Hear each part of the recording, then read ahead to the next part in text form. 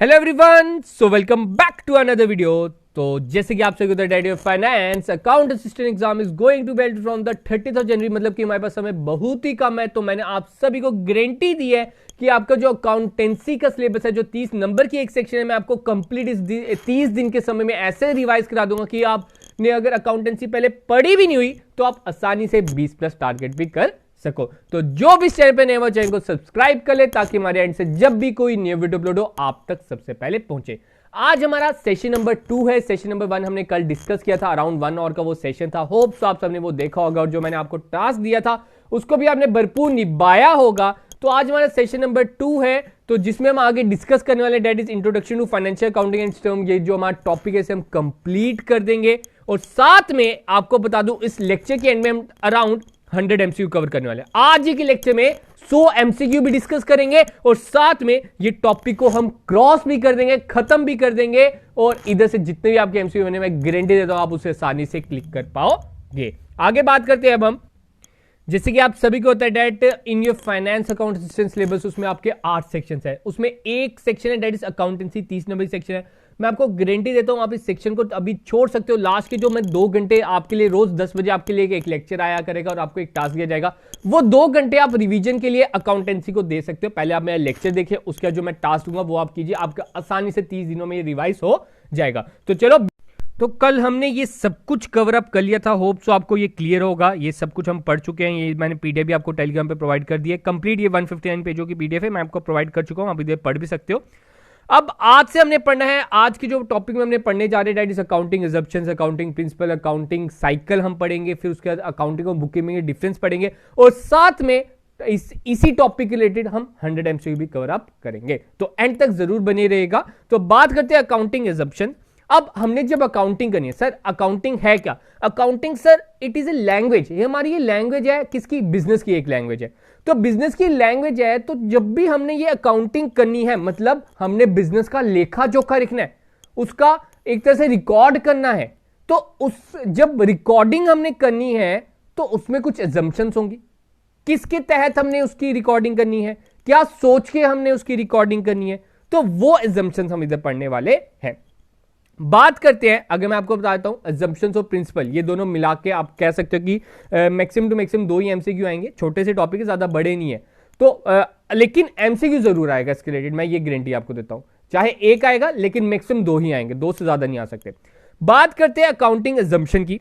तो पहला accounting assumption कहते हैं बिजनेस एंटिटी अजम्पशन।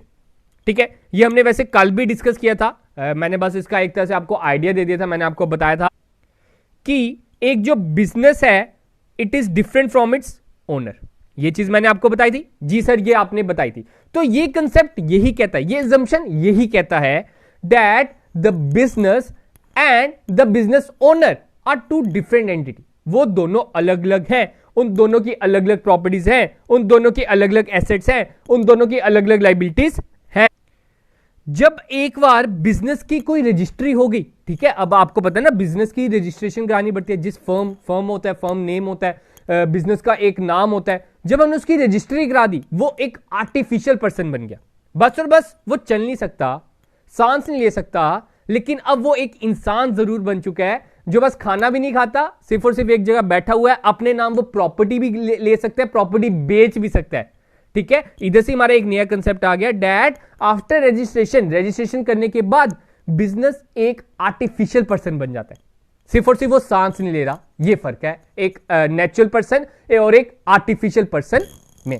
ठीक है, तो बिजनेस एंटिटी अजम्पशन यही कहता है that business and the business owner are 2 different entity. ये दोनों अलग अलग इंसान हैं, इन दोनों की अलग अलग प्रॉपर्टीज है, इन दोनों की अलग अलग एसेट्स है, इन दोनों की अलग अलग लाइबिलिटीज है। और इसी कारण हम कैपिटल और ड्राइंग टर्म्स हमारे सामने। ठीक है, अब देखो हमने कल पढ़ा, सर आपने बताया था कैपिटल वो पैसा है जो बिजनेस ओनर बिजनेस में लगाता है।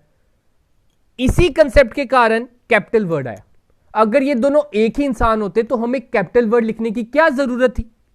अगर ये दोनों एक ही इंसान होते तो हमें ड्राइंग वर्ड यूज करने की क्या जरूरत थी? ड्राइंग वर्ड क्या था? Personal use. हमारे मन में तो ये आता ना, हाँ मैं इस बिजनेस का मालिक हूं, मैं इसकी हर चीज यूज कर सकता हूं। हाँ सर आप यूज कर सकते हो, लेकिन आपको उसका भी लेखा जोखा देना पड़ेगा। आपको उसका भी रिकॉर्ड देना पड़ेगा। तो वो कहता है business entity concept, business entity assumption. अब आपसे अगर पूछा जाए कैपिटल आप किस एजम्पशन के तहत रिकॉर्ड करते हो, तो कैपिटल हम बिजनेस एंटिटी एजम्पशन के तहत रिकॉर्ड करते हैं। कैपिटल इसी कारण वर्ड सामने आया क्योंकि बिजनेस एंटिटी एजम्पशन आया। हमने माना कि बिजनेस और बिजनेस ओनर अलग है। ये क्वेश्चन आप याद रखना। देखो कंसेप्ट पालो तो मार्क्स आपके अपने अपना आप आ जाएंगे। ठीक है, तो आगे बढ़ते हैं। होप सो क्लियर होगा, आप पढ़ भी सकते हो उधर। For recording the transaction it is a business that is it is the entity with which we are concern. आगे बात करते हैं मनी मेजरमेंट एजम्पशन। सेकंड आपकी एजम्पशन आती है मनी मेजरमेंट एजम्पशन। अब ये जो आपको मैं बता दूं, आपका जब पंचायत अकाउंट असिस्टेंट का एग्जाम हुआ था ना, उसके रिलेटेड ये इसके ऊपर क्वेश्चन आया। आपका जो एजम्पशंस के ऊपर क्वेश्चन आया पंचायत अकाउंट असिस्टेंट में, इसके रिलेटेड क्वेश्चन आया। अब मनी, पहले क्वेश्चन बाद में डिस्कस करते हैं, पहले मैं मीनिंग एक बार फिर से बताता हूं मनी मेजरमेंट एजम्पशन का। मनी मेजरमेंट एजम्पशन कहता है that the fact that in accounting every worth recording event happening or transaction is recorded in terms of money।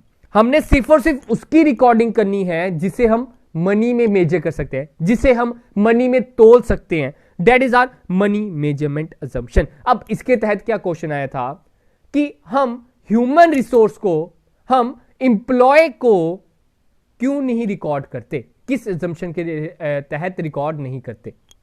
तो वो हमारा आंसर था मनी मेजरमेंट एजम्पशन। क्यों? देखो एक एम्प्लॉय है, वो बड़ा अच्छा है, ऑनेस्ट है, बड़े मन लगा के काम करता है, कोई घोटाला भी नहीं करता, तो ऑब्वियस ही बात है बिजनेस को तो उस एम्प्लॉय से फायदा होगा, है ना। जितना अच्छा एम्प्लॉय फायदा होगा। लेकिन क्या आप उसकी ऑनेस्टी को पैसे में तोल सकते हो? नहीं सर।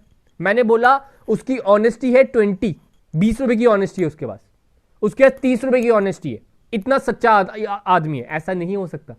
हम उसको नहीं तोल सकते ना। उसकी जो खूबियां हैं उसको हम पैसे में नहीं तोल सकते, उसकी जो क्वालिटीज है उसको हम पैसे में नहीं तोल सकते।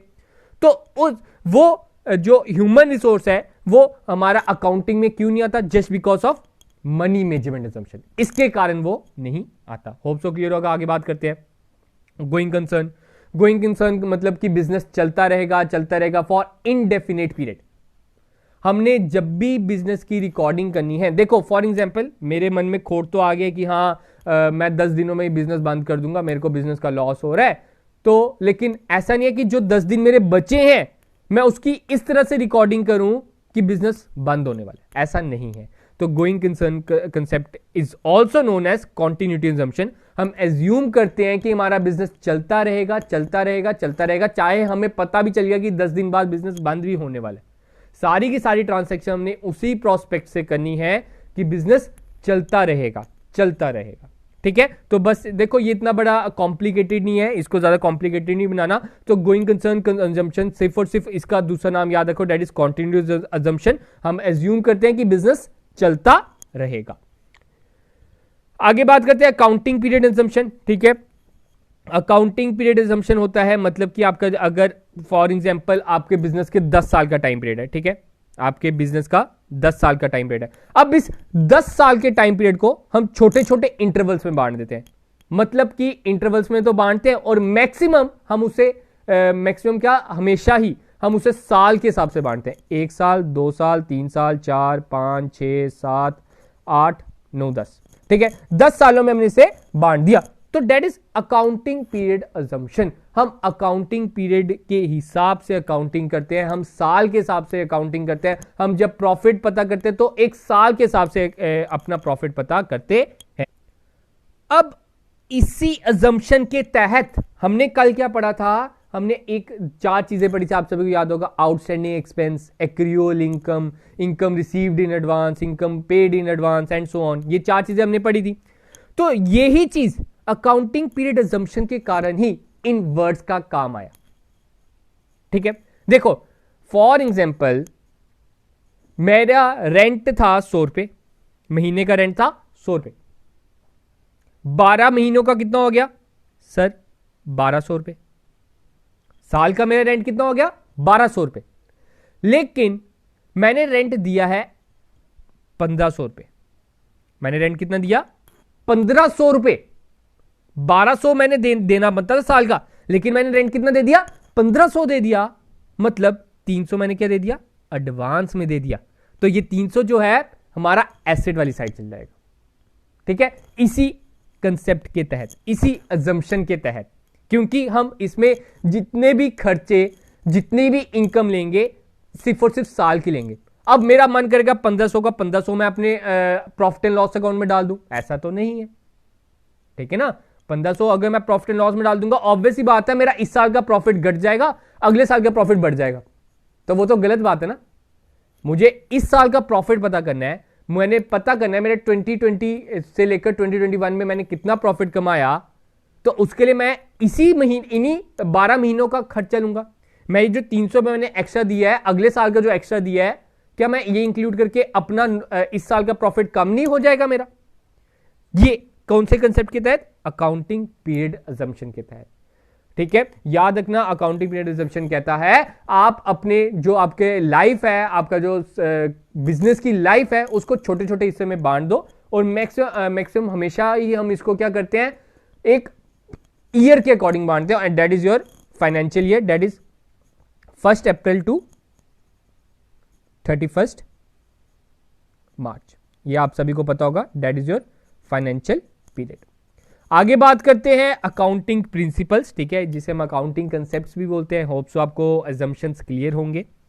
अब अकाउंटिंग प्रिंसिपल में पहले आता है एक्रियूअल कंसेप्ट। ठीक है, एक्रियूअल कंसेप्ट क्या होता है? That all revenue expenses are recorded when they are occurred, not when the cash is received और पेड आउट। अब एक्रियूअल कंसेप्ट के तहत ही हम अकाउंटिंग करते हैं। अब प्रीपेड एक्सपेंसेस की हम अकाउंटिंग क्यों कर रहे हैं? ठीक है, चलो वो तो प्रीपेड हो गया ना, मतलब कि आउटस्टैंडिंग की, चलो ठीक है, आउटस्टैंडिंग की मैंने बोला मेरी जो रेंट है आउटस्टैंडिंग है, मैंने उसकी रिकॉर्डिंग क्यों कर रहा हूं? उसकी मैं रिकॉर्डिंग इसलिए कर रहा हूं जस्ट बिकॉज ऑफ एक्रियूअल कंसेप्ट। मेरे पास पैसा तो आया नहीं है, ना ही मैं पैसा गया है, मैं इसकी रिकॉर्डिंग क्यों कर रहा हूं? एक्रियूअल कंसेप्ट कहता है आपने रिकॉर्डिंग, ध्यान से सुनना, बड़ा इंपॉर्टेंट कंसेप्ट है ये। एक्रियूअल कंसेप्ट कहता है आपने तब रिकॉर्डिंग करनी है जब आपकी अमाउंट ड्यू होगी। आपने ये नहीं देखना कि आपका कैश रिसीव हुआ कि पे किए। इसी कारण हम आउटस्टैंडिंग और प्रीपेड को भी ले रहे हैं। ऊपर मैंने अजम्पशन में भी यही चीज बताई, एक्रियूअल कंसेप्ट भी यही कहता है। एक्रियूड, जब आपका पैसा एक्रियू करेगा आपने तब रिकॉर्डिंग करनी है। आपने ये नहीं सोचना कि अच्छा पैसा आ गया तो रिकॉर्ड कर लो, पैसा गया तो रिकॉर्ड कर लो। जब भी पैसा ड्यू होगा आपको तब रिकॉर्डिंग करना जरूरी, अनिवार्य हो जाता है। क्लियर है? आगे बात करते हैं कंसिस्टेंसी कंसेप्ट। कंसिस्टेंसी कंसेप्ट कहता है once an accounting method has been chosen that method should be used unless there is a second sound reason to do otherwise. मतलब कि कंसिस्टेंसी बनाए रखिए, जो मेथड आप यूज कर रहे हो उसी के साथ बरकरार रहिए, आपने बदलना नहीं है। अब मैं आपको बता दूं, ये आपके वैसे जो टॉपिक है आपके रिलेटेड नहीं है, बस थोड़ा सा समझ लो। डेप्रिसिएशन की ना 2 टाइप्स होती है। ठीक है, डेप्रिसिएशन कल मैंने बताया था। अब डेप्रिसिएशन निकालने के 2 मेथड होते हैं। एक होता है स्ट्रेट लाइन मेथड और एक होता है return down value method. Return down value method, ठीक है, ये 2 मेथड होते हैं। अब क्या हुआ, डेप्रिसिएशन निकालने के ये 2 मेथड है, कैलकुलेट करने के 2 मेथड है। मैंने पहले साल डेप्रिसिएशन निकाली स्ट्रेट लाइन मेथड से, अब दूसरे साल मैं रिटर्न डाउन वैल्यू मेथड से निकाल रहा हूं, तो ये गलत बात है। क्या पता स्ट्रेट लाइन से मेरे मेरी डेप्रिसिएशन थी वो कम आ रही हो, ठीक है ना, अगले साल वो ज्यादा आ रही थी, लेकिन मैंने वो मेथड अपना प्रॉफिट ज्यादा बताने के लिए मैंने उसको रिटर्न डाउन वैल्यू से कर दिया, ये गलत है। अगर आपने पहले साल return down value method use किया है तो अगले साल भी return down value, return down value, return down value, return down value, return down value and return down value. अगर आपने पहले साल स्ट्रेट लाइन यूज किया है, अगले साल भी straight line, straight line, straight line, straight line, straight line. ये कौन सा कंसेप्ट कहता है? कंसिस्टेंसी कंसेप्ट कहता है। अब देखो, मैं आपको हमेशा क्यों बोलता हूं कंसेप्ट क्लियर करो। उधर आपको एग्जामिनर किस तरह से क्वेश्चन पूछ लेगा, आपको उधर एक केस स्टडी टाइप दे देगा। आपको पता है ना आजकल केस स्टडीज बड़ी पूछी जाती है, तो उधर आपको एक केस स्टडी दे देगा कि मिस्टर एक्स ने ये वाला मेथड यूज किया था, स्ट्रेट लाइन मेथड यूज किया था, लेकिन बाद में उसने पाया गया उसने दूसरे साल में return down value method use कर दिया। अब किस जुर्म के कारण उसके ऊपर केस फाइल किया जाता है, किस कंसेप्ट के तहत उसके ऊपर केस किया जा सकता है, तो दैट इज कंसिस्टेंसी कंसेप्ट। उसने कंसिस्टेंसी नहीं दिखाई, वो अपना जो उसका मन किया वो वाला मेथड हर साल यूज कर लेते हैं, ठीक है। तो ये चीज आपने याद रखनी है। नेक्स्ट की बात करते हैं गोइंग कंसर्न, ठीक है। गोइंग कंसर्न अभी हमने ऊपर पढ़ा, ठीक है, तो ये सेम कंसेप्ट ही है इसमें भी। The full disclosure principle, the full disclosure principle क्या कहता है, to report all necessary information about the financial statements and other relevant information. मतलब कि आपने कुछ भी छुपाना नहीं है, सब कुछ डिस्क्लोज करना है। ये नहीं है कि हाँ कुछ थोड़ा सा पॉकेट में डाल लिया कि चलो टैक्स की चोरी कर लिया एंड सो ऑन। टैक्स की चोरी तो चलती रहती है, लेकिन कंसेप्ट दिया हुआ है, ऑब्वियस सी बात है, फॉलो करना पड़ता है। तो वो कह रहा है कि फुल डिस्क्लोजर प्रिंसिपल कहता है कि आप अपना सब कुछ डिस्क्लोज कीजिए। आपने अपने अकाउंट्स में सब कुछ बताना है कि हाँ मैंने ये खरीदा, ये 1 लाख की चीज थी तो मैंने 1 लाख ही शो करना। वो बात अलग है कि आप प्लॉट 10 लाख का खरीदते हो लेकिन रजिस्ट्री 2 लाख की होती है, ठीक है, वो फुल डिस्क्लोजर नहीं हुआ। तो फुल डिस्क्लोजर प्रिंसिपल कहता है आपने पूरा डिस्क्लोज करना है। प्रिंसिपल्स तो चलो प्रिंसिपल्स होते हैं। आगे बात करते हैं मैचिंग प्रिंसिपल डेफिनेशन, ठीक है। मैचिंग प्रिंसिपल डेफिनेशन कहता है दैट, इसमें बस आपने एक ही लाइन याद रखनी है जिसके रिलेटेड आपको एमसीक्यू आ सकता है, that to match expenses with the revenues. मतलब आपके जितने भी खर्चे हैं उनको आप रेवेन्यूज के साथ मैच करो ताकि आप अपनी प्रॉफिटेबिलिटी को पता कर सको कि आपने उधर प्रॉफिट कितना कमाया। That is from profit and loss account. तो मैचिंग प्रिंसिपल में याद रखना, to matching the expenses with the revenues of a business to know the profitability of the business. Ideally, the matching is based on a cause and effect relationship. Sales causes the cost of goods sold expense and the sales commission expense. ठीक है, तो यही मतलब कि हमने match up करना है कि हमारे जो खर्चे हैं, खर्चों को हमने अपनी इनकम के साथ मैच अप करना है, पता करना है कि हमें कितना प्रॉफिट हो रहा है उस इंटरवल में। अब ये भी आप देख सकते हो, मैंने इधर आपको एक एग्जांपल ही बहुत प्यारी दे दी है। अगर आप सेल करोगे, ऑब्वियस ही बात है, सेल करोगे तो आपको पीछे से भी तो कोई सामान लाना ही पड़ेगा। जो आप सेल करोगे उससे क्या होगा, आपकी COGS मतलब कॉस्ट ऑफ गुड्स सोल्ड बढ़ेगी। ऑब्वियस ही बात है, आपने जो सामान भेज दिया उसकी हमें कीमत पता चल जाएगी। एंड द सेल्स कमीशन, अगर कोई आप कमीशन, जितनी देर आप सेल ही नहीं करोगे तो सेल कमीशन कैसे बढ़ेगी, ठीक है ना। तो ये आप डाल सकते हो मैचिंग प्रिंसिपल डेफिनेशन, कुछ ज्यादा कॉम्प्लिकेटेड नहीं है, ठीक है। आगे MCQ हम करेंगे ना, आज ही के लेक्चर में करना है, इसी लेक्चर में करना है, तो आपको सब कुछ और क्लियर होता रहेगा। बस अभी कंसेप्ट को पकड़ो। Dual aspect concept, the most important concept for the accountancy. That means debit is equal to credit आपका हमेशा होना चाहिए। तो डेबिट और क्रेडिट में अभी भी बच्चों को प्रॉब्लम है। सिंपली याद रखो, debit is the left side and credit is the right side. मैंने क्या बोला, अकाउंटेंसी क्या है, इज द लैंग्वेज ऑफ किसकी, आपकी बिजनेस की, बिजनेस की वो लैंग्वेज है। तो डेबिट साइड उसकी, जो जहां भी डेबिट लिखा होता है आप समझ आना उसकी वो लेफ्ट साइड है, जहां भी क्रेडिट लिखा होता है समझ आना उसकी राइट साइड है। इसका कोई मीनिंग नहीं है, अभी याद रखो, ठीक है। तो also known as a duality principle states that every business transaction should have double entry in book keeping. Dual aspect concept records every transaction under 2 basic classification of credit and debit. मतलब for every debit there is an equal credit, ठीक है। जैसे आपका third law of Newton कहता है ना, तो ये भी थोड़ा सा वैसे ही आप समझ सकते हो। For every credit there is an equal credit according to the dual concept, ठीक है। तो ये थे आपके कुछ कंसेप्ट। एक और कंसेप्ट इधर लिख लो, मैंने लिखा नहीं हुआ, दैट इज कंजर्वेटिज्म या प्रूडेंस भी बोलते हैं इसे, ठीक है, कंजर्वेटिज्म या प्रूडेंस। तो ये कंसेप्ट क्या है, मतलब कंजर्व होके चलना। ये कंसेप्ट कहता है कि आपके कोई भी एंटीसिपेटेड लॉसेस हैं या एंटीसिपेटेड आपके एक्सपेंसेस हैं, ठीक है, उसको आप रिकॉर्ड कर लो। लेकिन आपको लग रहा है कि हां आने वाले टाइम में मुझे ये प्रॉफिट होने वाला है, उसकी आप रिकॉर्डिंग नहीं कर सकते हो। इसी के तहत हम प्रोविजंस बनाते हैं। आपने प्रोविजन सुना होगा, जिन्होंने पहले पढ़ा हुआ है ना उनके लिए तो बड़ा आसान हो रहा होगा, उनको समझ आ रहा होगा, क्योंकि थोड़े से वर्ड्स ऐसे होते हैं जो आगे भी काम आने हैं। तो प्रोविजन हम इसी कारण बनाते हैं, किसके कारण, कंजर्वेटिज्म। हमने कंजर्व होके चलना है, सेफली खेलना है। इसके रिलेटेड एक MCQ आया था एक एग्जाम में, शायद से यूपी के एग्जाम में आया था, ठीक है, मुझे एक स्टूडेंट ने भेजा था। तो उसमें यही था कि सेफली प्ले कौन से कंसेप्ट के तहत है, दैट इज कंजर्वेटिज्म। आपने सेफ होके खेलना है। ये कहता है कि आप अपने एक्सपेंस को कंजर्व करके चलो, प्रॉफिट को भूल जाओ। प्रॉफिट जब होगा तब रिकॉर्ड करेंगे। अगर आपको लगता है आपका ये खर्चा होने वाला है तो आप रिकॉर्ड कर सकते हो, आप इसका एक तरह से प्रोविजन बना सकते हो, ठीक है। तो ये कहता है कंजर्वेटिज्म। आगे बात करते हैं अपने अकाउंटिंग साइकिल की, जो हम प्रॉपरली आगे साइकिल पढ़ने वाले हैं, प्रॉपर बैलेंस शीट तक जो पढ़ना है ना, दैट इज अकाउंटिंग साइकिल। तो ये हमारा अकाउंटिंग साइकिल होता है, ठीक है। तो ये आगे पढ़ते हैं क्या है। तो फर्स्ट है आइडेंटिफाई, फिर मेजर, फिर record, classify, summarise, analyse, interpret and communicate. ये आपके प्रॉपर स्टेप है, ठीक है। ये आपसे पूछा जा सकता है कि फर्स्ट स्टेप कौन सा होता है, सेकंड स्टेप कौन सा होता है, थर्ड स्टेप क्या होता है, फोर्थ क्या होता है, ठीक है। प्रॉपर साइकिल है। तो फर्स्ट स्टेप क्या होता है, वो कहता है सबसे पहले आपने ट्रांसैक्शन को पहचानना है। तो पहला क्या हो गया, आइडेंटिफाई। जब आपने पहचान लिया कि किस नेचर की ट्रांसैक्शन है, इसमें कौन कौन सी पार्टीज इंवॉल्व हैं, उसके बाद आप क्या करो, उसको मेजर करो कि इसमें कितनी अमाउंट इन्वॉल्व है। 100 रुपए इन्वॉल्व है, 200 रुपए इन्वॉल्व है, 300 रुपए इन्वॉल्व है। तो सेकंड क्या हो गया, मेजर।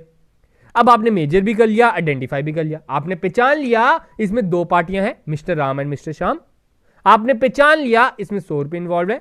और तीसरी चीज अब क्या करना है, रिकॉर्ड कर दो, लिख दो, उसकी रिकॉर्डिंग कर दो। अभी हम वो करेंगे आने वाले लेक्चर्स में। जर्नल एंट्री याद होगा सभी को। मैं बता दूं, अभी भी मैं बोल रहा हूं, जर्नल एंट्री के सबसे ज्यादा एमसीक्यू आने वाले, ठीक है। तो पहला identify, second measure, third record. Clear है। जब आपने रिकॉर्ड भी कर दिया, वो कहता है आगे क्लासिफाई कर दो, बांट दो उसे आसानी से समझा दो, आगे उसकी क्लासिफिकेशन कर दो। तो दैट इज लेजर। हमने लेजर के डिफरेंट डिफरेंट अकाउंट्स बनाए थे, तो उसके बाद हम क्या करते हैं, उसे क्लासिफाई करते हैं। क्लासिफाई कर दिया, अब आप क्या करोगे, उसकी समरी बनाओगे, उसको एक समरी की तरह हमें समझा दो कि आपने पाया क्या। देखो आपको याद होगा सबसे पहले हमने क्या किया था, जनरल। तो इधर मैं जनरल लिख सकता हूं रिकॉर्डिंग में। जब आपने जनरल कर लिया, उसके बाद क्या किया, क्लासिफाई। क्लासिफाई में हम क्या डाल सकते हैं, लेजर डाल सकते हैं। जब आपने लेजर कर लिया, लेजर के बाद हमने क्या किया था, ट्रायल बैलेंस। ठीक है, ट्रायल बैलेंस क्या होता है, एक ही पेज में सर खत्म हो जाता है। लेजर तो आपके 20-30 पेज ले जाता है। तो समरी हमने कैसे बनाई, ट्रायल बैलेंस के थ्रू। ट्रायल बैलेंस के साथ साथ हमने प्रॉफिट एंड लॉस अकाउंट भी बनाया, हमने ट्रेडिंग अकाउंट बनाया, हमने बैलेंस शीट बनाई। तो वो सब कुछ समराइज हो गया, हमने समरी बनाई। अब हमने समरी भी बना ली। समरी एक तरह से आप कह सकते हो आपका रिजल्ट, आपने रिजल्ट पा लिया। अब हम उसे क्या करेंगे, प्रॉपर्ली एनालाइज करेंगे। हाँ, कहां पे हमारी कमी पेशी रहेगी। समरी के बाद क्या करेंगे, एनालाइज करेंगे हमारी कहां पे कमी पेशी रहेगी, उसे ढूंढेंगे अभी, फिर इंटरप्रिटेट करेंगे। एनालाइज और इंटरप्रिटेट ना मैक्सिमम जगह इकट्ठे भी होते हैं, ठीक है। ये आपको कहीं बुक में एनालाइज और इंटरप्रिटेशन इकट्ठे भी मिलेगा। तो ये दोनों पहले याद रखना, पहले एनालाइज किया फिर इंटरप्रिटेट किया। इंटरप्रिटेट करने के बाद अब जो हमारे स्टेक होल्डर्स हैं, हमारे जो शेयर होल्डर्स हैं, जो हमारे इन्वेस्टर्स हैं, या हमारा कोई ओनर है, हमारा कोई पार्टनर है, हमारा कोई इंप्लॉय है, हमारा जो मैनेजर है, हमारी जो मैनेजमेंट है, उन सभी के साथ हम बैठ के मीटिंग करेंगे, कम्युनिकेट करेंगे कि हाँ इस साल हमने 10 लाख प्रॉफिट कमाया है, अगले साल बढ़ाना है, ये हमारी स्ट्रेटेजी रहेगी एंड सो ऑन। तो उसके लिए हम क्या करेंगे, अब कम्युनिकेट करें। तो एक बार फिर से दोहराते हैं सर। फर्स्ट था हमारा आइडेंटिफिकेशन, आई। एम से मेजरमेंट, आर से रिकॉर्ड, सी से classify, summarise, analyse, interpret, communicate. IMRC ऐसे IC, ठीक है, ऐसे आप याद सकते हो, IMRC ऐसे IC। ये था आपका अकाउंटिंग साइकिल। अब हम आगे बात करते हैं अपने ऑब्जेक्टिव्स ऑफ अकाउंटिंग। बिल्कुल बेसिक है, इनके बारे में आपको पता होगा। पहला ऑब्जेक्टिव होता है to maintain systematic record. Obviously बात है, पूरी दिहाड़ी में इतनी सारी ट्रांजैक्शन हो जाती है, तो उसका रिकॉर्ड रखने के लिए हम अकाउंटिंग करते हैं। To ascertain the profit, the most basic aim of accounting, मुझे पता करना है साल के बाद मैंने प्रॉफिट कमाया भी है कि नहीं। ये नहीं हो जाए कि मैं 31 मार्च वाले दिन बस प्रॉफिट कमा के खुश हो गया, हाँ मैंने प्रॉफिट कमाया, बाद में पता चले जो पिछले 364 डेज थे उसमें मैंने लॉस ही किया था, ठीक है ना। तो पूरे साल का मुझे मुनाफा हुआ भी है कि नहीं, तो उसके लिए मैं क्या करता हूं, अकाउंटिंग करता हूं। To ascertain the financial position, अपनी बैलेंस शीट पता करने के लिए। To satisfy the requirement of law, अब जो बड़े बड़े बिजनेस होते हैं, छोटे बिजनेस को तो कोई पूछेगा नहीं, ठीक है। तो जो बड़े बड़े बिजनेस हैं, मतलब नॉर्मल भी हैं, जिनका टर्नओवर आप कह सकते हो 10 लाख के ऊपर भी जा रहा है, कि उन सभी को तो करनी चाहिए, ठीक है। तो उनको गवर्नमेंट उनके ऊपर ऑब्लिगेशन लगा सकते हैं कि आपने टैक्स पे किया भी है कि नहीं। टैक्स पे कैसे पता करेगी जो गवर्नमेंट है, that is from your profit and loss account. To satisfy the requirement of law and government and other interested party, जो छोटे मोटे बिजनेस हैं, जिनका प्रॉफिट आप कह सकते हो कि टर्नओवर ही 1 लाख रुपए टर्नओवर होता है सेल पूरे साल की, तो उनको करने की इतनी जरूरत नहीं होती। ठीक है। तो गवर्नमेंट और लॉ के रिक्वायरमेंट के अकॉर्डिंग आपको अकाउंटिंग जरूरी है।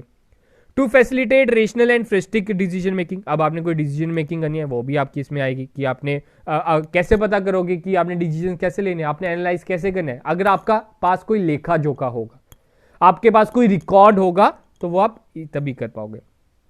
To provide remedial measures devised for the deviation of the actual from the budgeted performance, अब कोई रेमेडियल मेजर्स ढूंढने हैं, मतलब एक तरह से आपने इसके ठीक करने के सोर्सेज ढूंढने हैं ताकि आपका जो एक्चुअल है वो बजटेड से अगर थोड़ा सा ऊपर नीचे, बजटेड हो गया कि आपने जो सोचा था। फॉर एग्जांपल अब हमारा नया साल स्टार्ट हुआ है, मैंने सोचा हुआ है कि हाँ इस साल मैंने 10 लाख प्रॉफिट कमाना है, तो मैंने सोचा हुआ इस साल 10 लाख कमाना है, लेकिन मेरा प्रॉफिट कितना हुआ 8 लाख। अब मैंने पता करना है, मैंने सोचा 10 लाख था, स्ट्रेटेजी मैंने 10 लाख की बनाई थी, लेकिन मिला मुझे 8 लाख है, ये जो 2 लाख था ये कहां पे मेरे से कमी पेशी रहेगी। तो उसके लिए मैं जब अभी मेरे 2-3 महीने बचे हुए हैं, मैं पहले ही कुछ रेमेडियल मेजर्स ले लूंगा कि हाँ मुझे ऐसे काम करना चाहिए, तो वो अकाउंटिंग से ही पॉसिबल है।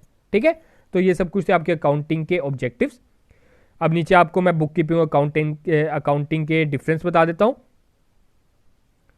देखो सबसे पहले ना मैं आपको इसके एक वेन डायग्राम की तरह बताता हूं। ये है वेन डायग्राम, आप समझते हो, आपने मेंटल एबिलिटी सभी ने पढ़ी होगी। ये आपकी आ गई वेन डायग्राम। तो बुक कीपिंग आप इधर घुसा सकते हो और इधर आप अकाउंटिंग घुसा सकते हो, मतलब कि बुक कीपिंग अकाउंटिंग का ही एक पार्ट है। ठीक है, अकाउंटिंग में सब कुछ आ जाता है, लेकिन बुक कीपिंग में थोड़ा सा हिस्सा आता है। बुक कीपिंग एक क्लरिकल जॉब है जो सिर्फ और सिर्फ कॉपियां बनने में काम करता है, लेकिन जो अकाउंटिंग है, अकाउंटिंग उसमें दिमाग भी चाहिए। अकाउंटिंग करने में दिमाग भी चाहिए, नॉलेज भी चाहिए।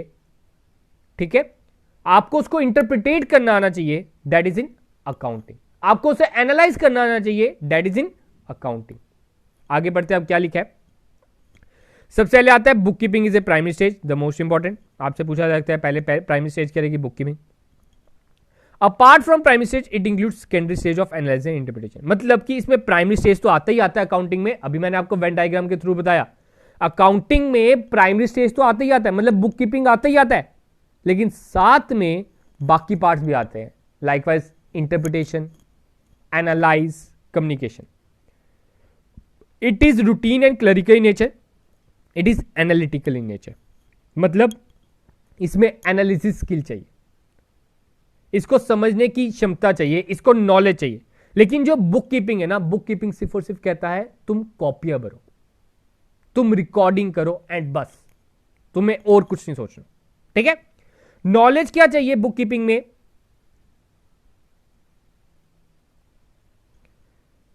It requires basic knowledge, it requires knowledge of accounting principle, procedures and practices. It requires analytical skill. Analytical skill is not required for bookkeeping. तो ये थे कुछ डिफरेंस। देखो ये डिफरेंस करने से क्या होता है, आपको वही पूछ लिया जाता है कि हाँ बुक कीपिंग में आपको एनालिटिकल स्किल चाहिए, आपने बताना नो सर आपको बुक कीपिंग में एनालिटिकल स्किल नहीं चाहिए, because it is A clerical job. आप कह सकते हो it is a routine job. Accounting में आपका IMRC ये सब कुछ, ये पूरा साइकिल आ गया, ये अकाउंटिंग साइकिल है। लेकिन अगर मैं बात करूं बुक कीपिंग, तो बुक कीपिंग सिर्फ और सिर्फ इधर ही खत्म, IMRC, बुक कीपिंग इधर तक खत्म। लेकिन अगर बात करें अकाउंटिंग, तो ये सारा का सारा अकाउंटिंग है। ठीक है, होप सो क्लियर होगा। आगे बात करते हैं, फिर पहले ना ये पढ़ लेते हैं टाइप्स ऑफ अकाउंट, फिर उसके बाद MCQ करते हैं, क्योंकि सिलेबस भी आपका खत्म करना है।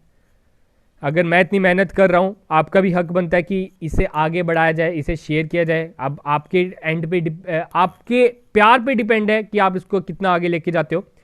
तो बात करते हैं टाइप्स ऑफ अकाउंट। तो बता दूं there are 2 types of account, personal account and impersonal account. ठीक है, आपसे पूछा है कि कितने तरह के अकाउंट्स हैं, 2 तरह के अकाउंट है sir, personal and impersonal. Personal को 3 में हमने बांट दिया और इम्पर्सनल को हमने 2 में बांट दिया। ठीक है, पर्सनल को हमने 3 में कौन कौन सा बांटा, that is natural personal, artificial personal, representative personal. और इम्पर्सनल को किस में बांटा, रियल एंड नॉमिनल। ठीक है, ये था हमारा अकाउंट का। फिर से एक बार बताता हूं, अकाउंट हमारे 2 तरह के हैं sir, personal and impersonal. Impersonal में भी 2 आते हैं, रियल एंड नॉमिनल। पर्सनल के अभी हम 3 पढ़ेंगे और इम्पर्सनल के भी 2 पढ़ेंगे। अब देखो क्या फर्क है असली में। आपको बुक जब आप खोलोगे, बुक में आपको ये मिलेगा पर्सनल रियल और नॉमिनल, मतलब इम्पर्सनल नहीं लिखा होता बड़ी जगह। लेकिन याद रखना है कि हमने क्या किया, जो पर्सनल है उसको अलग रखा और इम्पर्सनल में हमने रियल और नॉमिनल को डाला, ठीक है। क्योंकि accounting rules personal account, real account और नॉमिनल अकाउंट के, वो हमने जनरल के जो रूल्स करने हैं ना वो हम कल करेंगे। आज के लेक्चर में सिर्फ और सिर्फ मैं आपको इसका कंसेप्ट दे रहा हूं होते क्या, ताकि आप इसका प्रॉपर्ली पढ़ लो, अपने एंड से पढ़ लो, और कल इसके जो हम रूल्स पढ़ेंगे उसमें और आपको आसानी हो जाए। तो पर्सनल अकाउंट में कौन कौन सा आता है, that is natural personal, artificial personal और रिप्रेजेंटेटिव पर्सनल। नेचुरल पर्सन वो इसमें कौन कौन सा आ जाएगा, आपसे पूछा है कि नेचुरल पर्सन कौन कौन से है, तो नेचुरल पर्सन आपके आ जाते हैं जितने भी नाम हैं, Ram account, Shyam account, Mohan account, Sohan account, Imran account, जितने भी अकाउंट हैं, जितने भी नाम हैं, उनको हम बोलते हैं नेचुरल पर्सन। आपको बोला जाएगा राम अकाउंट इज अ, आपने बताना sir Ram account is a natural personal account, Shyam account is a, sir it is our natural personal account. आपको दिखा देता हूं नीचे में और भी नाम दिखाता हूं, Ram account, Shyam account is, आप देख सकते हो, ठीक है। अब बात करते हैं artificial personal account. Artificial personal account में वो आ गया जिसकी आपने रजिस्ट्री कराई है, जिसके बारे में सर हम कल से पढ़ रहे हैं, बिजनेस, जितने भी बिजनेस के नाम है, राम एंड सन्स अकाउंट, ये क्या हो गया बिजनेस का नाम। जेके बैंक, ये क्या हो गया, एक तरह से किसी आर्टिफिशियल पर्सन का नाम है ना, जेके बैंक, आपका आर्टिफिशियल पर्सनल अकाउंट।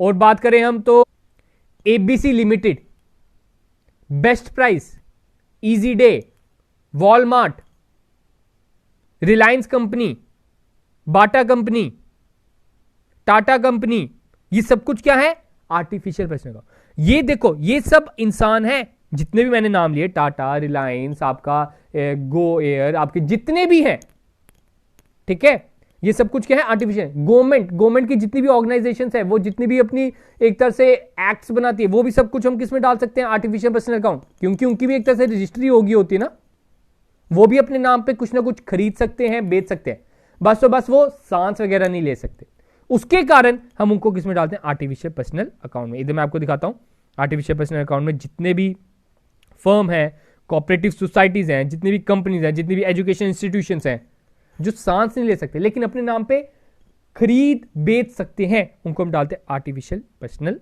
अकाउंट में। और third one is your representative personal account. Representative में हम डाल देंगे सिर्फ और सिर्फ वो आपके जो 4 आइटम्स आती है, outstanding expense, income received in advance, income paid in advance, ठीक है, और जो फोर्थ हमारी आती है प्रीपेड इनकम, प्रीपेड एक्सपेंस, ठीक है, तो वो आपकी किसमें आ जाएगी, रिप्रेजेंटेटिव में। अब देखो इसमें अभी भी आपको डाउट है, तो रिप्रेजेंटेटिव में ना हम उनको डालते हैं जो किसी ग्रुप ऑफ पर्संस को मेंशन करते हैं।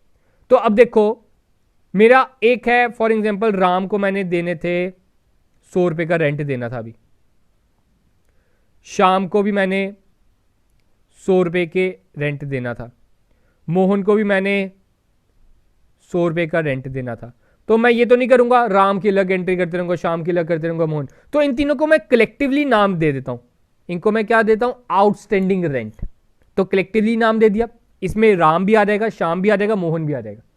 तो जब मैं इनको कलेक्टिवली एक ग्रुप बना लेता हूं तो उनको मैं बोलता हूं रिप्रेजेंटेटिव पर्सनल अकाउंट। अब याद रखना ये 4 जितने भी हमने पढ़े थे, ऊपर मैं आपको एक बार दिखा देता, these force, outstanding expense, prepaid expense, accrued expense and income received in advance, ये चारों के चारों आपके क्या है, representative personal account. Hope so clear होगा। अब बात करते हैं इम्पर्सनल अकाउंट में। इम्पर्सनल अकाउंट में पहला आता है रियल अकाउंट, देन आता है नॉमिनल अकाउंट। बड़े आसान, रियल अकाउंट में आपने सभी टेंजिबल और इंटेंजिबल एसेट्स डाल दो, बस सभी के सभी टेंजिबल एंड इंटेंजिबल एसेट्स डाल दो। हमने कल एसेट्स के बारे में पढ़ा था, बहुत बढ़िया स्टोरी सुनाई थी सर आपने, तो वही चीज हमने इसमें डाल देनी है। आपके जितनी भी बिल्डिंग है वो सब कुछ किसमें आएंगे, रियल अकाउंट में। आपके जितनी भी फर्नीचर है वो सब कुछ किसमें आएंगे, रियल अकाउंट में। आपके जितने भी लैंड है वो किसमें आएगी, रियल अकाउंट में। आपकी जितनी भी मशीनरी है वो किसमें आएगी, रियल अकाउंट में। आपके जितना भी कैश है वो किसमें आएगा, रियल अकाउंट में। आपका बैंक का जितना भी बैलेंस है वो किसमें आएगा, रियल अकाउंट में। बात होती है नॉमिनल अकाउंट। नॉमिनल अकाउंट में आपने सब डाल देने हैं expenses and income. Rent received sir nominal account, rent paid nominal account, commission received nominal account, commission paid nominal account. ठीक है, ये सब कुछ किस में आएंगे? नॉमिनल अकाउंट में। जितने भी आपके खर्चे हैं मैं आपको नीचे दिखाता हूं, आपके बहुत तरह के खर्चे होते हैं, कोई छोटे मोटे देखो, cartage account, postage, telegram, salary, bank charges, advertisement, electricity, interest receive, जिसमें रिसीव्ड हो जाएगा वो सब कुछ इनकम है, लेकिन हमने डालनी उसको नॉमिनल अकाउंट में ही है। ये आपकी प्रॉपर मैंने लिस्ट दे दी है। ठीक है, ये आपके रियल अकाउंट की लिस्ट आ गई। ठीक है, कैश अकाउंट, स्टॉक अकाउंट, विकास पत्र, ठीक है, कोई इन्वेस्टमेंट आपने की है, ये सब कुछ वो लिखी है। फिक्स्ड वाले सारे vehicles, goodwill, patent, copyright, building, land, furniture, ये सब कुछ क्या आ गए? Real account. Hope so clear होगा। अभी नीचे देखो, चलो ये होमवर्क करते हैं थोड़ा सा। कैपिटल, ठीक है, कैपिटल एक्चुअली हम लिखते हैं जैसे फॉर एग्जांपल राम्स कैपिटल लिखते हैं हम हमेशा। हम क्या लिखते हैं? राम कैपिटल लिखते हैं, साथ नाम लगाते हैं हमेशा।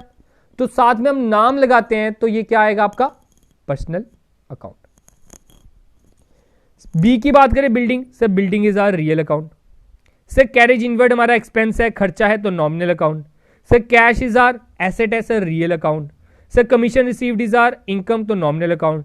Sir bank is our, bank में मैंने आपको बताया था कोई नाम लिखा नहीं हुआ, अगर बैंक बैलेंस होगा तो हमारा रियल अकाउंट। तो बैंक को हम रियल अकाउंट भी कभी का कंसिडर करते हैं, कभी कभार हम इसे पर्सनल अकाउंट में भी डाल देते हैं, मतलब आर्टिफिशियल पर्सन में।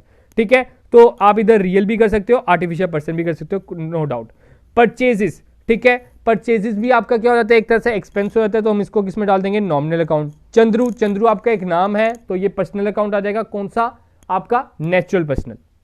ठीक है, आउटस्टैंडिंग वेजेस रिप्रेजेंटेटिव पर्सनल। ठीक है, ये हमने इधर कर लिए। इसी तरह के आपसे क्वेश्चन पूछे जाते हैं। तो आज का हम इधर ही अपना टॉपिक खत्म करते हैं। अब कुछ एमसीक्यू कर लेते हैं इधर से। ठीक है, इसमें भी कुछ 10-15 एमसीक्यू, ये भी देख ही लेते हैं एक बार लगे हाथ, बाकी भी देख लेंगे। The work of accounting begins where the work of book keeping ends. जहां पे बुक कीपिंग खत्म होगी वहां पे अकाउंटिंग स्टार्ट होगी। Cash invested by the owner, जो ओनर कैश इन्वेस्ट करता है उसे हम क्या बोलते हैं? कैपिटल बोलते हैं। कैश और goods taken away by the proprietor for personal use is called drawing. ठीक है, the father of accounting is Luca Pacioli. The person who owes money to a firm against goods sold. ठीक है, जो owe करता है money to a firm against goods sold, जिसके खिलाफ हमने गुड्स बेचे हैं, तो debt is our debtor. Which of the following is the first step in the accounting process? तो अकाउंटिंग प्रोसेस में पहला आई से identification. As per the matching concept, revenue minus dash is equal to profit. ठीक है, revenue में से आप expense को माइनस करोगे तो प्रॉफिट आएगा। Human resource will not appear in the balance sheet according to the dash concept, that is money management concept, जो आपको पंचायत अकाउंट असिस्टेंट में क्वेश्चन आया था।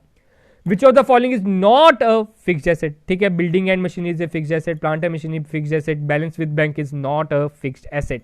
ठीक है, ये हमारा क्या है? करंट एसेट है, तो ये हमारा ठीक हो जाएगा। बात करते हैं 10th question, out of the following asset which one is not A intangible asset? तो नीचे दिए गए ऑप्शन में से कौन सा इंटेंजिबल एसेट नहीं है? That is building. बिल्डिंग को तो हम देख सकते हैं, टच कर सकते हैं, महसूस कर सकते हैं, उसमें रह सकते हैं, तो बिल्डिंग इसका राइट आंसर आ जाएगा। Current asset do not include, तो इसमें से करंट एसेट कौन सा नहीं है? That is motor car. Motor car is our fixed asset.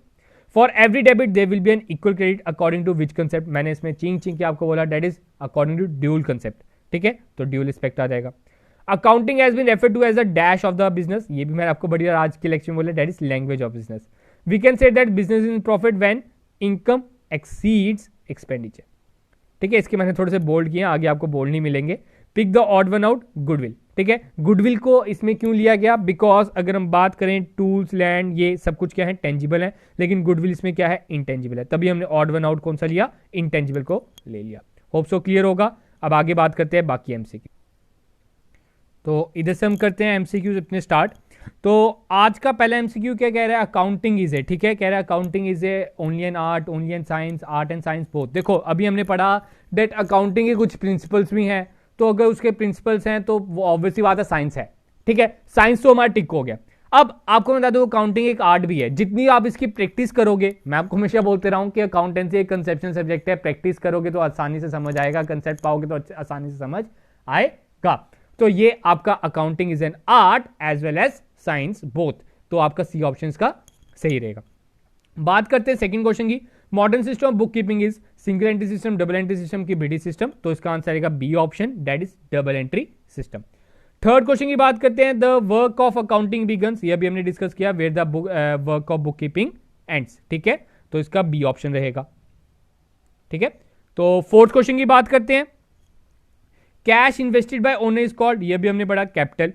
Branches of accounting are, ठीक है, अकाउंटिंग की ब्रांचेस कौन कौन सी आपको फिर से एक बार बता दूं, that is financial accounting, cost accounting and management accounting, ये तीन इसकी ब्रांचेस हैं, तो इसका all of the above answer आ जाएगा। Six question, to control the cost of production and distribution is main field of, ठीक है, अब आपने अपनी प्रोडक्शन के कॉस्ट को, कीमत को घटाना है, तो ये अपने नाम से ही बता रहा है, तो अगर आपने अपनी उसके ऊपर कंट्रोल पाना है कि हाँ भाई तू संभल जा, तो अपनी जो कॉस्ट है, कीमत है, उसे घटा दे, तो इसका आंसर क्या रहेगा, कॉस्ट अकाउंटिंग, ठीक है। सेवेंथ की बात करें, the father of accounting is Luca Pacioli, आप सभी को पता है, ठीक है। एट्थ क्वेश्चन की बात करते हैं, कैश और goods taken away bye proprietor is called, तो ड्रेड इज ड्रॉइंग, ठीक है, जो प्रोप्राइटर कैश या गुड्स साइड पे ले जाए तो उसे हम ड्रॉइंग्स बोलते हैं। नाइन्थ क्वेश्चन की बात करें तो transactions are posted into ledger account from, ठीक है, ये अभी हम पढ़ेंगे भी, तो इसको बता दूं हमने अभी पढ़ा भी है थोड़ा बहुत, हमने अकाउंटिंग साइकिल में पढ़ा कि पहले हम जनरल बुक में उसकी एंट्री करेंगे, तो जनरल में जब हम एंट्री कर देंगे उसके बाद लेजर में करेंगे, ठीक है, तो इसका आंसर क्या आएगा, नाइन्थ का बी ऑप्शन। टेंथ की बात करते हैं, which is the first step of accounting process, तो फर्स्ट स्टेप आपका आइडेंटिफिकेशन है, मतलब सी ऑप्शन। 11th की बात करें, fix assets are held by the business, जो बिजनेस है वो फिक्स एसेट्स क्यों हेल्ड करता है, for converting into cash, generating revenue, resale की, नन ऑफ द अबव, वो उसका मेन मकसद होता है कि जो आपके फिक्स एसेट्स है वो रेवेन्यू जनरेट कर सके। फॉर एग्जांपल आप मशीन खरीदते हो, ठीक है, मशीन आप क्यों खरीदते हो, ताकि आप प्रॉपर्ली प्रोसेस कर सको और वो प्रोसेस करके आप पैसे कमा सको, ठीक है, उसे कन्वर्टिंग इनटू कैश नहीं है, आपका रेवेन्यू जनरेट करने के लिए वो काम करता है, ठीक है। 11th का आंसर क्या रहेगा, B option. A person who owes money to a firm against goods sold, that is called debtor, ये अभी हमने पढ़ा। 13, if the market value of closing inventory is less than its cost price, तो inventory will be shown at, ठीक है, inventory कहते हैं it is to be shown at the value which is less, ठीक है, तो इधर बात हो रही है जो मार्केट वैल्यू है वो लेस है कॉस्ट प्राइस से, अगर मार्केट वैल्यू कॉस्ट प्राइस से लेस है, तो मैंने अभी आपको क्या बोला, जो कम कीमत होती है हम उस पर रिकॉर्ड करते हैं, तो कम कीमत किसकी है, मार्केट वैल्यू की, तो A option is the right one. 14, according to which concept the proprietor pays interest on drawing, अभी मैंने आपको बताया था कि प्रोप्राइटर इंटरेस्ट ऑन ड्रॉइंग क्यों देता है, just because of entity concept, ठीक है, क्योंकि एक बिजनेस और बिजनेस मैन अलग अलग इंसान है। कैश अकाउंट इज है, कैश अकाउंट इज हमने अभी पढ़ा रियल है, नॉमिनल है, पर्सनल की नन है, तो cash account is our real account, तो 15th का आंसर क्या रहेगा, ए ऑप्शन। 16 की बात करते हैं, as per the matching concept, ये भी हमने पढ़ा कि रेवेन्यू में से आप अगर एक्सपेंसेस माइनस करोगे तो हमारा प्रॉफिट आ जाएगा, तो इसका A option. 17, capital is a internal liability, external liability, internal as external की, नन ऑफ द वर्ड, तो कैपिटल में आपको बता दूं capital is also a liability. Liability क्यों है, क्योंकि अब देखो ओनर ने पैसा लगाया है तो बिजनेस के ऊपर टेंशन होती है कि हाँ मैंने ओनर को कुछ रिटर्न में देना भी है, उसका ये कैपिटल रिटर्न भी करनी है, तो एक तरह से वो लाइबिलिटी है। अब बात होती है वो लाइबिलिटी कौन सी है, that is it is a internal liability, ओ यार अपने घर का बंदा है वो, ठीक है, तो इसलिए हम इसको क्या कंसिडर करते हैं, internal liability. 18, which of the following will be record in the books of account, तो ऐसी नीचे कौन सी एंट्री है जो बुक्स ऑफ अकाउंट में एंट्री होगी जिसकी, तो इसका ऑल ऑफ द अबव हो जाएगा, सभी की सभी जनरल एंट्री में आपको और क्लियर हो जाएगा ये वाला। 19 में बात करते हैं, amount spend to increase the earning capacity, अभी हम ऊपर पढ़ चुके हैं, तो अर्निंग कैपेसिटी बढ़ाने के लिए कौन सी उससे एक्सपेंस को कौन सा एक्सपेंडिचर बोलते हैं, that is are capital expenditure, ठीक है। हमने दो एक्सपेंडिचर पढ़े थे, कैपिटल एक्सपेंडिचर और रेवेन्यू एक्सपेंडिचर। कैपिटल होता है नॉन रेकरिंग नेचर और रेवेन्यू होता है रेकरिंग नेचर, जो बार बार हो। Change in the capital account of proprietor में अकर ड्यू टू, ठीक है, अब कैपिटल अकाउंट कब कब कम ज्यादा होगी, जब आप प्रॉफिट कमाओगे, ऑब्वियस सी बात है होगी, लॉस जब करोगे तब भी होगी, ठीक है, लॉस से क्या होगा, उसकी कैपिटल घट जाएगी, प्रॉफिट से क्या होगा, उसकी कैपिटल बढ़ जाएगी, कैपिटल और आएगी तब भी उसकी कैपिटल क्या हो जाएगी, बढ़ जाएगी, तो तीनों से इफेक्ट हो रहा है, तो इसका आंसर क्या रहेगा, all of the above. 21, human resources will not be appear, ये आपको मैं बता दूं ये आपका same as it is panchayat के पेपर में आया था और हमारी पीडीएफ में आप देख सकते हो, तो मनी मैनेजमेंट कंसेप्ट, ठीक है, तो 21 का आंसर क्या रहेगा, C option. 22, which of the following is not a real account, तो रियल अकाउंट कौन सा नहीं है, कैश अकाउंट, इन्वेस्टमेंट, परचेज की, आउटस्टैंडिंग रेंट, तो मैं आप सभी को बता दूं डैट योर आउटस्टैंडिंग रेंट जो है ना, इसको हम रियल अकाउंट नहीं लेते। अब मैंने आपको बताया था परचेज भी जो है वो नॉमिनल अकाउंट में, कभी कभार हम परचेजेस को नॉमिनल में भी डालते हैं, लेकिन कभी कभार हम परचेजेस को ना एज ए गुड्स भी कंसिडर करते हैं, ठीक है। अगर बाय चांस इधर आउटस्टैंडिंग रेंट की जगह और कोई ऑप्शन होता, ठीक है, लेकिन इधर देखो ना आउटस्टैंडिंग रेंट तो मैंने आपको बताया that is it is a representative, तो ये तो हो ही नहीं सकता। तो कुछ देखो इसमें ना जो अकाउंटेंसी है ना, इसमें कोई कोई दो दो कंसेप्ट भी मिलेंगे आपको, कहीं बुक में परचेजेस आपको रियल भी मिलेगा और कहीं पे नॉमिनल भी मिलेगा। परचेजेस को कहीं कहीं आपको एक्सपेंस भी कंसिडर किया होगा, कहीं पे आपको वो परचेजेस एज ए गुड्स भी कंसिडर किया होगा। तो इसका आंसर क्या रहेगा, सी ऑप्शन रहेगा, because outstanding rent is a representative personal account.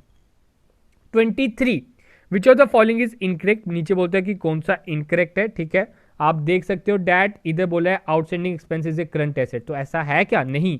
अभी मैंने आपको बताया था आउटस्टैंडिंग एक्सपेंस जो है करंट एसेट नहीं है, ये आपका करंट लायबिलिटी है। Business enterprise is separate from its owner according to which concept, that is entity concept. तो 24 का आंसर क्या रहेगा, C option. Which of the following is not a nominal account, तो नीचे में से कौन सा नॉमिनल अकाउंट नहीं है, तो आउटस्टैंडिंग वाला आपका नॉमिनल अकाउंट नहीं है, तो A option. 26 stock is valued at, अभी मैंने आपको बताया विच एवर इज लोअर, तो इसका आंसर क्या रहेगा, ए ऑप्शन, ठीक है। आगे बात करते हैं, गला भी सूख गया अब। तो विच of the following is not a fixed asset, तो नीचे दिए गए ऑप्शन में से कौन सा फिक्स्ड एसेट नहीं है, तो balance with bank is not a fixed asset, ठीक है, it is our current asset. तो 28 की बात करते हैं, 28 में बोल रहा है out of the following asset which one is not A intangible asset, तो इंटेंजिबल एसेट आपका बिल्डिंग नहीं है। Current asset do not include, तो करंट एसेट्स में कौन कौन सा नहीं आएगा, डेट इज करंट एसेट्स में हमारा मोटर कार नहीं आएगा। 30th a trader calculated is profit 1,50,000, तो उसने अपना प्रॉफिट निकाला है, तो ये हमारा इवेंट है कि ट्रांसैक्शन है, ये मैंने आपको बताया debt is it is our event, ठीक है। आगे बात करते हैं 31st क्वेश्चन की, for every debit there will be an equal credit, कौन से कंसेप्ट के तहत, डेट इज ड्यूअल कंसेप्ट। तो 31 का आंसर क्या रहेगा, डी ऑप्शन। 32 की बात करें, the rule debit all expense and losses, ये अभी हम आगे पढ़ेंगे, ठीक है, कल के लेक्चर में पढ़ेंगे। तो किस रूल के तहत कहता है कि the all debit all expense and losses and credit all income and gain, ये आपका काम है, ये आप लिखोगे जिनमें पहले का पढ़ा हुआ है, ठीक है। बाकी हम ये कल डिस्कस करेंगे, आपको कल के लेक्चर में पहली 5 मिनटों में इसका आंसर पता चल जाएगा।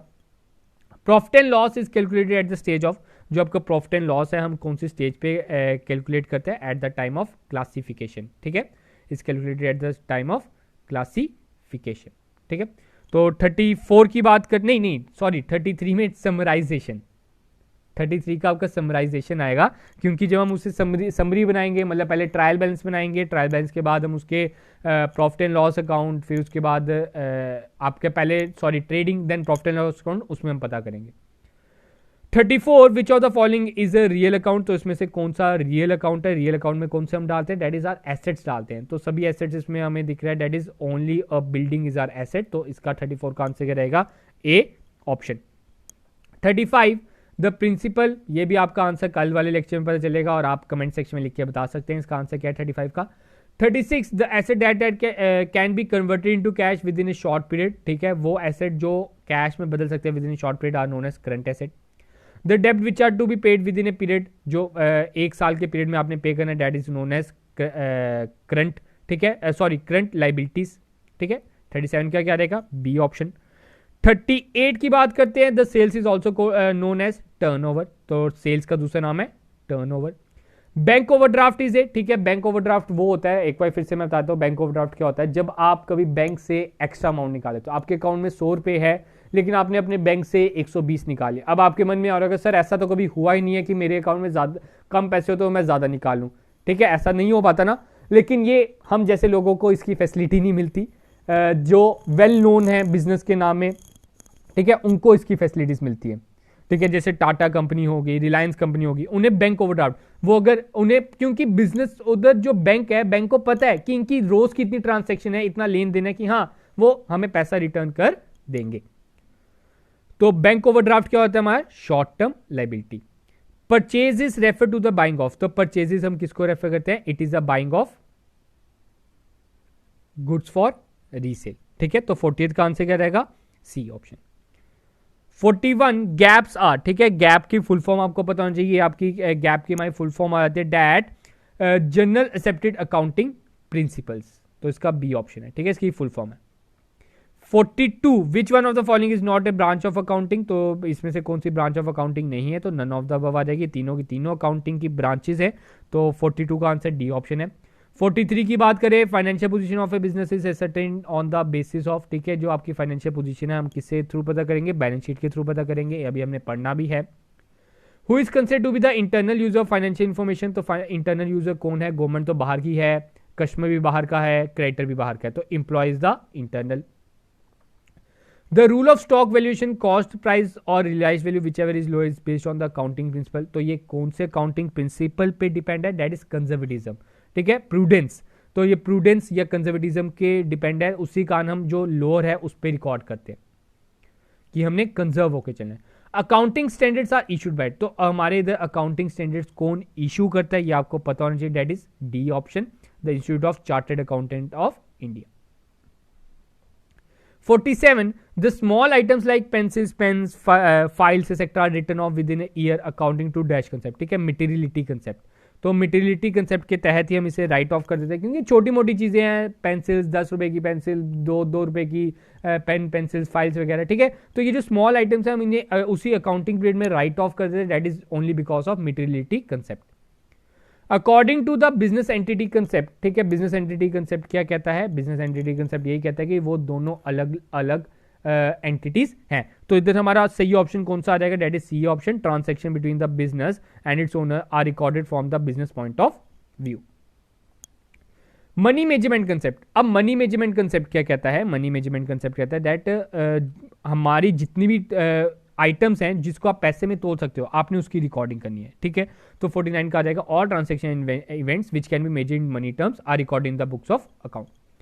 50th की बात करते हैं, the comparison of financial statement of one year with that of the another is possible only when dash concept is followed, तो कंपैरिजन आप तभी फॉलो कर सकते हो अगर आप कंसिस्टेंस हो, आपने पहले साल, ठीक है, अभी हमने ऊपर कंसिस्टेंसी की मैंने आपको बढ़िया सी एग्जांपल दी थी, अगर हमने पहले साल दूसरा मेथड यूज किया, दूसरे साल अलग मेथड यूज किया है, तो हम कंपैरिजन नहीं कर सकते। आगे बात करते हैं IFRS, ठीक है, IFRS क्या है, ठीक है, IFRS है हमारा rule based accounting as well as principle based accounting standard, तो इसका बोथ आ जाएगा, ठीक है, आंसर याद रखना। ये कुछ कंसेप्ट्स हैं जो इस टाइम पे नहीं बता सकता क्योंकि आपका और एग्जेचुरेट हो जाएगा, आपको मैं पहले बता चुका हूं पुराने लेक्चर्स में। Long term assets having no physical existence, जिनकी कोई फिजिकल एग्जिस्टेंस नहीं होती, are known as goodwill, that is intangible assets, ठीक है, 52 का क्या रहेगा, ए ऑप्शन। 53 की बात करते हैं, विच of the best explains fixed assets, तो नीचे दिए गए ऑप्शन में से कौन सा फिक्स्ड एसेट्स को अच्छी तरह एक्सप्लेन कर रहा है। मैंने आपको बताया था फिक्स्ड एसेट वो होते हैं जो लॉन्ग लाइफ के लिए होते हैं और ना are not purchase specially for resale, तो इसका आंसर क्या रहेगा, डी ऑप्शन। 54 की बात करते हैं, इंटरेस्ट अर्नड इज, तो इंटरेस्ट अर्न क्या है, personal account, real account, nominal account की इंटेंजिबल अकाउंट, तो मैंने आपको बताया इट इज आर इनकम, तो nominal account. Investment is a, investment मैंने आपको बताया it is our real account. Nominal account इसमें से कौन सा है, तो आपका कैपिटल अकाउंट तो नॉमिनल नहीं है, ड्राइंग भी नहीं है, that is discount is our nominal account. 57 की बात करते हैं, ऑड वन आउट हमने इसमें ढूंढना है, salary, wages, rent, salary outstanding is our odd one. Salary outstanding क्यों है, क्योंकि हमारा पर्सनल अकाउंट है, बाकी तीनों हमारे क्या है, नॉमिनल अकाउंट है। अगला बोलते हैं odd one, two, land, goodwill, plant and machinery, तो इसमें से कौन सा ऑड वन है, that is goodwill odd one है, because it is are intangible assets. Business is in profit, business हमारा प्रॉफिट में कब होगा, when income exceeds the expenditure, ठीक है, तो इसका सी ऑप्शन आ जाएगा। 60th की बात करते हैं, खत्म होने वाले, घबराओ मत, मैं भी थक चुका हूं, आप अगर थक चुके हो तो मेरे सोचिए। तो interest on loan paid by business is an example of, तो अगर आप इंटरेस्ट ऑन लोन दे रहे हो paid by business is an example of revenue expense, income, asset की रिटर्न आउटवर्ड, तो it is our revenue expense, ठीक है, 60th का क्या आ जाएगा, A option. 61 personal accounts are related to, personal account किसके रिलेटेड होते हैं, assets and liabilities, expenses, loss and income, debt and credit, तो इसका डेटर्स एंड क्रेडिट आंसर आ जाएगा, ठीक है, सी ऑप्शन।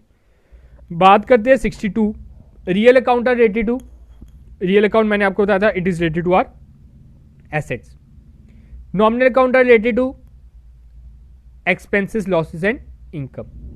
आगे बात करते हैं, in book keeping debit means, debit का क्या मतलब होता है, मैंने आपको बताया था सिंपली उसका मतलब है लेफ्ट हैंड साइड, तो इसका मतलब क्या रहेगा, लेफ्ट हैंड साइड। तो 64th का आंसर क्या रहेगा? एक्चुअल में इसका आंसर डी ऑप्शन है। तो अभी आप बस इतना ही समझो, लेफ्ट हैंड साइड है, जो बी है इंक्रीज इन एसेट, ये आपको आने वाले लेक्चर्स में और क्लियर हो जाएगा, ठीक है। लेफ्ट हैंड साइड तो इसका सही है। इन बुक कीपिंग क्रेडिट का मतलब क्या है? राइट हैंड साइड, ठीक है। तो इसका आंसर 65 का आंसर क्या रहेगा? Right hand side. Decrease in asset, increase in liability, तो इसका आंसर है ऑल ऑफ द अबव। ये जो दो कंसेप्ट है ये मैं आपको लेजर में समझाऊंगा, लेजर में, क्योंकि जो पुराने खिलाड़ी हैं उनको समझ आ गया होगा, जो तो नहीं समझ रहे हैं उनको लेजर में ये कंसेप्ट समझ आ जाएगा, ठीक है। रियल अकाउंट रिकॉर्ड्स, ठीक है। रियल अकाउंट किसको रिकॉर्ड करता है? Gains and losses, dealing with, dealing in commodities की ऑल ऑफ द अबव। तो 66 का आंसर आ जाएगा B option, dealing in commodities, ठीक है। Book keeping is the dash phase of accounting system. तो बुक कीपिंग क्या है? सिंपली आपका recording phase of accounting system है। Accounting is the record of dash happening, ठीक है। अकाउंटिंग कौन सी हैपनिंग को रिकॉर्ड करता है? आपको पास्ट हैपनिंग, मतलब जो हो गई है अब उसकी हम रिकॉर्डिंग कर रहे हैं। 69 की बात करें, accounting is a dash nature, accounting is in dash in nature, ठीक है। बायस, न्यूट्रल, हिस्टोरिकल की अनबायस्ड, तो ये हमारा आ जाएगा हिस्टोरिकल। अभी ऊपर वाले कंसेप्ट से ही आप पा सकते हो कि हिस्ट्री, ये पीछे जो बीत चुका उसकी हम रिकॉर्डिंग कर रहे हैं। Accounting has been referred to as the dash of business, that is language of business. तो ये थे कुछ इसके इंपॉर्टेंट क्वेश्चन। हमारे ये फर्स्ट टॉपिक इधर कंप्लीट होता है। होप सो आपको समझ आया होगा। तो अब मेरी आवाज़ भी आपको बदली बदली सुनाई दे रही होगी, ठीक है। तो इधर ही हम अपना ये टॉपिक कंप्लीट करते हैं। होप सो आपके जो 2 मैराथन क्लासेस गई आपको अच्छी लगी होंगी। अगर अच्छी लगी है तो आपका हक बनता है, आपका ये राइट बनता है कि आप आगे इसको शेयर कीजिए, लाइक कीजिए, कमेंट कीजिए और अपने आगे सभी दोस्तों की इसमें मदद कीजिए। तो गाइस आज का अपना लेक्चर इतना ही रखते हैं, तो मिलते हैं कल अपने नए लेक्चर के साथ। तब तक के लिए आप सबसे अलविदा। एक बार अब आपका टास्क यही रहेगा कि आप इसके ऊपर मैक्सिमम टू मैक्सिमम एमसीक्यू कर लीजिए। वैसे हमने मैक्सिमम क्वेश्चंस कर लिए हैं, इसके रिलेटेड इसी तरह के क्वेश्चंस बनेंगे। आप चाहे जितनी मर्जी साइट्स देख लो, उधर आपको इसी तरह के क्वेश्चन मिलेंगे। तो गाइस मिलेंगे कल अपने नए लेक्चर के साथ। तब तक के लिए आप सबसे अलविदा। शुभ रात्रि।